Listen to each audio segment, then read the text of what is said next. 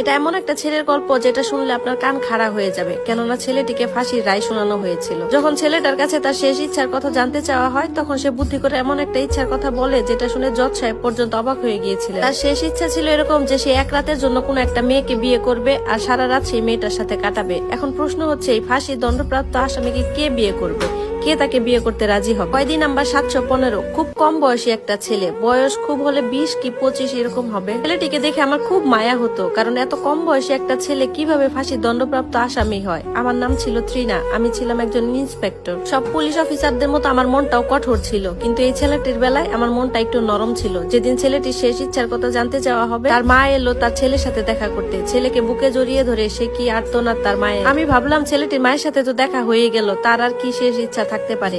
তার ফাঁসির আর প্রায় 48 ঘন্টার মতো সময় আছে। আমি তার কাছে গিয়ে গেলাম, তোমার তো শেষ ইচ্ছা পূরণ হয়ে গেছে তাই না? তোমার মা এসেছে তোমার সাথে দেখা করতে।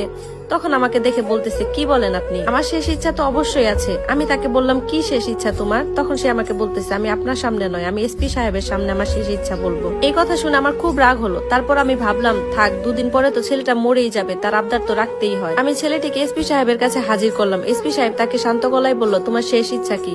তখন ছেলেটি বলল, আমার শেষ ইচ্ছা, আমি এক রাতের জন্য একটা মেয়েকে বিয়ে করতে চাই আর তার সাথে সারা রাত কাটাতে চাই। এসপি সাহেব তখন অবাক হয়ে ছেলেটিকে জিজ্ঞাসা করলো, কোন মেয়ে তোমাকে এক রাতের জন্য বিয়ে করে তার জীবনটা নষ্ট করতে যাবে? আমি তো নিশ্চিত কেউ তোমাকে বিয়ে করতে রাজি হবে না।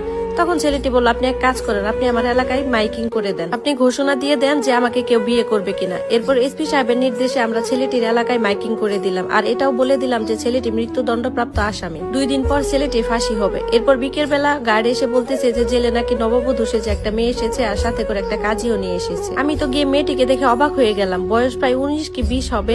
আমি কাজী সাহেবকে জিজ্ঞাসা করলাম যে মেয়েটিকে। তখন তিনি বললেন তিনি নাকি চিনেন না, উনি নাকি এরকম করে সেজে গুজে কাজী সাহেবের কাছে গিয়েছে। মেয়েটি আমাকে দেখে বারবার বলছিল যে আমাকে রিপনকে বিয়ে করতেই হবে। তখন বুঝতে পারলাম যে মেয়েটি রিপনকে হয়তোবা খুব ভালোবাসে। এরপর রিপনকে তার সেল থেকে বের করে অফিসে বসার সুযোগ দেওয়া হলো। এরপর রিপন বলল যে আমাদের দুজনকে এক রাত একসাথে থাকার সুযোগ দিতে হবে। পরদিন মেয়েটা চলে যাবে আর আমি নিজে হাসি মুখে আমার মৃত্যুকে বরণ করে নিব। কথাটা শুনে আমার খুব খারাপ লাগলো। পরে মনে মনে ভাবলাম, ভালোবাসা মনে হয় এরকমই হয়। কিন্তু আমরা এটা বুঝতে পারিনি যে এটার পিছনে এত বড় একটা কাহিনী লুকিয়ে আছে, যে কাহিনীটা আমাদের পরদিন সকালবেলা অবাক করে দেয়, আমাদের সবাইকে বোকা বানিয়ে দেয়। এরপর কারাগারের মধ্যে দুজনে বিয়ে হলো। বিয়ের পর ওদের দুজনকে জেলখানায় ঢুকিয়ে দেওয়া হলো।